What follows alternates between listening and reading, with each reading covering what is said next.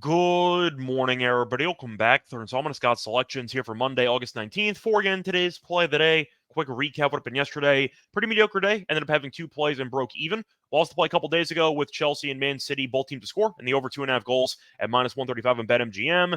Man City scored two. Kind of saw that coming, but unfortunately, Chelsea just could not put the ball in the back of the net. Technically, they did once in the first half, but it was called offside. Jackson, the Chelsea striker, pretty much single-handedly destroyed our bet as he ended up ruining a goal in the first half by going offside for no reason. And in the second half, he had a golden opportunity and did not score either. So he was awful, and Chelsea probably should have scored at least one goal in that game. Either way, though, didn't get there, picked up a loss, but did pick up a winner on the Sunday play, as we had Magmagor under 8.5 rebounds in the WNBA game at minus 125 on DraftKings, and she finished with 7. So once again, basically broke even. Look for a winning day here on Monday. For the actual play, though, remember once again, the more plays on our website. So go to the website and use the promo code VKL5G1635. Get the 5% off. Code is also in the description. Plus a reminder, hit the like button, subscribe to the bell so get notified, and I'll never miss an episode. And for the actual play, going to tennis, go get a final between Tiafoe and Sinner in Cincinnati, taking place at around 6 p.m. Eastern Time.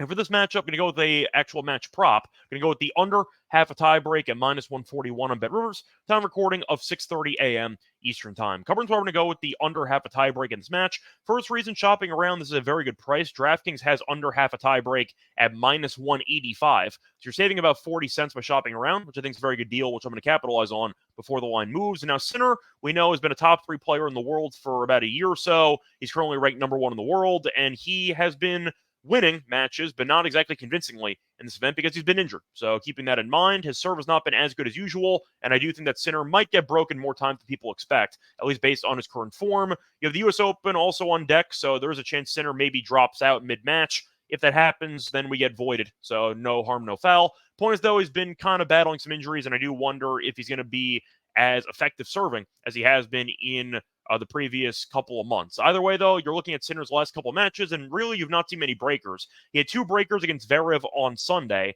However, there have been 0 tie breaks in 5 of Sinner's last 6 matches, so going into the match on Sunday, the semifinal match, he'd had 0 tie breaks in 5 straight matches. So point is, Sinner, I do think, might be getting a nice discount here for the under half a tie break when he's been barely going to any over the last couple weeks. Plus, if you want to go through his hardcourt history, he really doesn't go to many tie breaks. He's had 0 tie breaks in 13 of his last 14 hardcourt matches. So once again, Sinner had 13 straight hardcourt matches with 0 tie breaks before having a couple of tie breaks on Sunday. So I do think it's a pretty good, I'd say, buy low spot based on the recent trends for Sinner on hard court. And you're looking at the career meetings between Tiafoe and Sinner, randomly competitive. Now, they had 3 regular meetings on, I'd say, normal 1st to 6 set format. They had a matchup in the Next Gen Finals, which has a pretty unique overall format, 1st to 4 in each set. I'm going to toss that one aside because the format is definitely not the same as this one, so I am going to ignore those actual sets. However, in the 8 career head-to-head sets that were actually featuring normal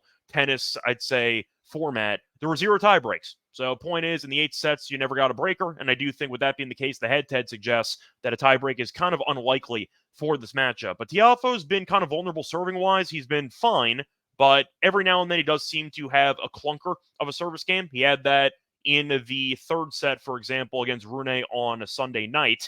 The only set that had a tiebreak in it probably shouldn't have, because Rune broke him in the first game. Then he had a 15-40, which he had to get himself out of, and then he had a lucky net cord down match point to stay alive, and eventually came back and won. So even the one set that had a tiebreak in the semis was pretty fortunate to get there, because you had a lucky net cord and you had a couple breaks, which were definitely needed to get there. So point is, I don't exactly expect both guys to hold 6 times in a row here.